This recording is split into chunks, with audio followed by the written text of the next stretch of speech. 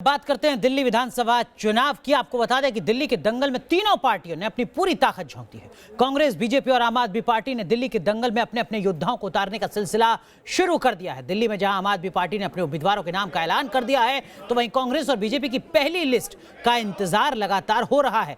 आज शाम 6:30 बजे बीजेपी की एक अहम बैठक होनी है, तो वहीं दूसरी ओर कांग्रेस में उम्मीदवारों के चयन पर आज फैसला हो सकता है। सोनिया गांधी के घर आज कांग्रेस की एक अहम बैठक है, जिसमें उम्मीदवारों के नाम पर मोहर लग सकती है। 3 तस्वीरें हम आपके सामने दिखा रहे हैं। आपको बता दें कि देश की राजधानी दिल्ली में विधानसभा के चुनाव हैं, जिसको लेकर जहां आम आदमी पार्टी ने अपने उम्मीदवारों के नाम जारी कर दिए हैं, नामांकन का सिलसिला शुरू हो गया है। वहीं दूसरी तरफ कांग्रेस और भारतीय जनता पार्टी में अभी मंथन का सिलसिला चल रहा है। लिस्ट जारी करने से पहले काफी विचार किया जा रहा है, ताकि उम्मीदवारों के नाम ऐलान करने के बाद किसी तरीके की बगावत, सिर्फ डबल जैसी स्थिति ना हो और उम्मीदवारों के नाम का ऐलान सही फैसला साबित हो।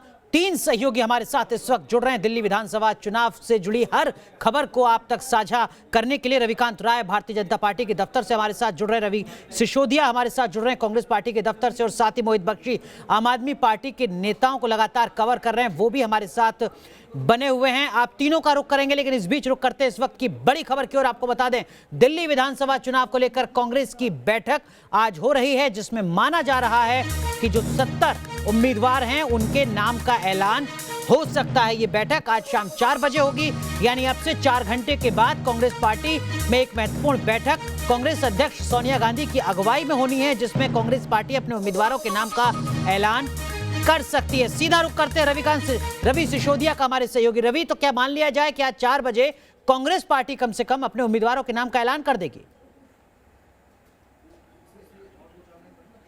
बिल्कुल अनुराग, देखिए आप दूसरी सीईसी की बैठक होगी। इससे पहले 11 तारीख को एक सीईसी की बैठक हुई थी उम्मीदवारों के नाम के चयन को लेकर।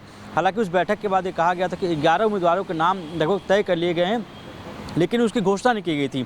आज की अगर बात करें, आज बैठक इसलिए भी महत्वपूर्ण है क्योंकि कुछ दिन पहले सोनिया गांधी ने जो लोकसभा के उम्मीदवार थे कांग्रेस के, जिन्होंने दिल्ली से चुनाव लड़ा था, उन सबको बुलाया था। उन सबको बुलाकर उन्होंने अपनी तरफ से कहा था कि जो वरिष्ठ नेता है वो भी चुनाव की तैयारी करें। ऐसे में कांग्रेस से संदेश देना चाहती है कि वो कहीं से भी इस तरह से न दिखे कि वो बैकफुट में है, और यही वजह है कि जो वरिष्ठ कांग्रेसी नेता उनको भी हिदायत दी गई कि वो भी अपनी चुनाव की तैयारी करें। और यही वजह कि आज की जो बैठक है इसलिए मायने रखती है कि उस बैठक में आज नाम तय किए जाएंगे, क्योंकि नॉमिनेशन की प्रक्रिया शुरू हो गई है और कांग्रेस की तरफ से दूसरी सीईसी की बैठक है, लेकिन अब तक एक भी उम्मीदवारों के नाम का चयन नहीं किया गया है। हालांकि कांग्रेस ये मानकर चल रही है, कांग्रेस का ये मानना है कि जो लोकसभा चुनाव हुए तो उस दौरान कांग्रेस करीब 42 ऐसी सीटें थी जहां पर वो सेकंड नंबर पे थी। तो ये मानकर चले कि आम आदमी पार्टी से उसने लोकसभा चुनाव के दौरान बेहतर प्रदर्शन किया था विधानसभा के अगर बात करें तो ऐसे में कांग्रेस को काफ़ी उम्मीदें है, और यही वजह है कि आज की जो अहम बैठक है उसमें नामों को लेकर तय किया जा सकता है। लेकिन इस बात पर जरूर निगाहें होंगी कि कौन कौन से वरिष्ठ जो नेता हैं कांग्रेस के जिन्होंने अपनी तरफ से हामी भरी है कि वो चुनाव लड़ पाएंगे।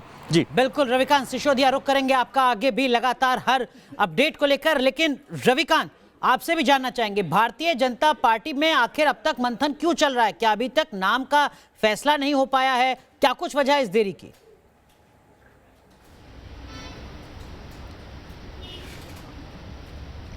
देखिए अनुराग, आज भारतीय जनता पार्टी के केंद्रीय चुनाव समिति की बैठक बुलाई गई है, जो पार्टी के राष्ट्रीय अध्यक्ष अमित शाह की अगुवाई में होगी, और पूरी उम्मीद है कि भारतीय जनता पार्टी आज अपने उम्मीदवारों की लिस्ट को जारी कर देगी। जो देरी हो रही थी वो इस वजह से हो रही थी कि बीजेपी चाहती थी कि कांग्रेस पार्टी और आम आदमी पार्टी के उम्मीदवारों की लिस्ट पहले आ जाए और उसके आधार पर वो अपनी रणनीति को तैयार करे। आम आदमी पार्टी ने अपनी लिस्ट जारी कर दी है। ऐसे में जो आम आदमी पार्टी के बड़े चेहरे हैं उनको घेरने के लिए कुछ बड़े नेताओं से कहा जा रहा है कि आप भी विधानसभा चुनाव लड़ें। ऐसे में क्या वो लड़ने के लिए तैयार होते हैं? पार्टी की रणनीति क्या होती है? इन तमाम चीजों पर आज मंथन होगा।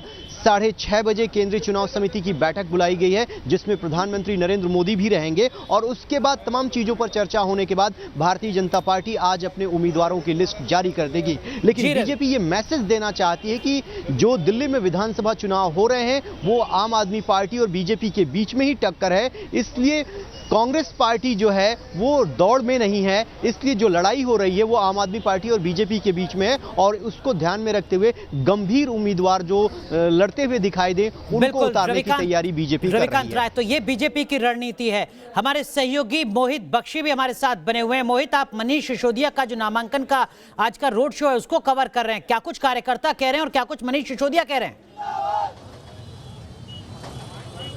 देखिए कार्यकर्ता जो हैं वो यही कह रहे हैं कि वो लोग काफ़ी आश्वस्त है। मनीष सिसोदिया मैं दिखा दूं आपको कि मनीष सिसोदिया जो हैं वो जा रहे हैं इसमें अभी नामांकन भरने के लिए, और कार्यकर्ताओं की जो भीड़ है वो भी यहाँ पर नज़र आ रही होगी अनुराग आपको। और दिल्ली की राजनीति को समझने के लिए ज़रूरी है कि मनीष सिसोदिया का नामांकन सबसे पहले कराया गया है और बताया गया है। हम कोशिश करते हैं कि मनीष सिसोदिया से भी आपकी बात कराएं।